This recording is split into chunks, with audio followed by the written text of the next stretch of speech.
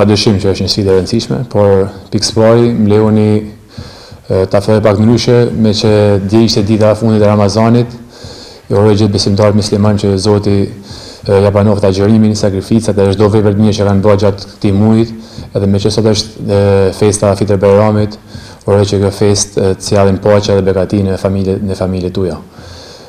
Ndërsa për ditën e nesër, normalisht është një sfidë e rëndësishme, sepse e dim që Dinamo ka kualitet, pavarësisht se këto ndeshjet e fundit po kalon ndoshta një moment jo të mirë. Por gjithsesi nuk duhet ta nënvlerësojmë, sepse brenda Dinamos ka lojtarë me cilësi, me kualitet që mund të bëjnë diferencë në çdo moment.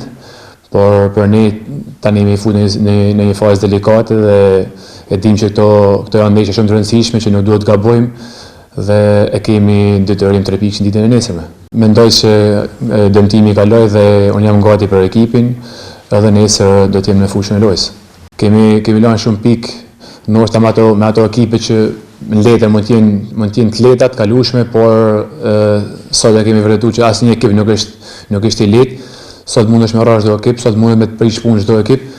Gjithsesi ne dimë që tani jemi në fazën e fundit të kampionatit, janë 8 ndeshje që kanë mbetur dhe duhet ta vlerësojmë çdo ndeshje si finale, nëse duhet të arrijmë ato objektivat tona. Unë jam i mendimit që Vllaznia ka ekipin më të mirë në Shqipëri, jo vetëm si individ, por edhe si kolektiv.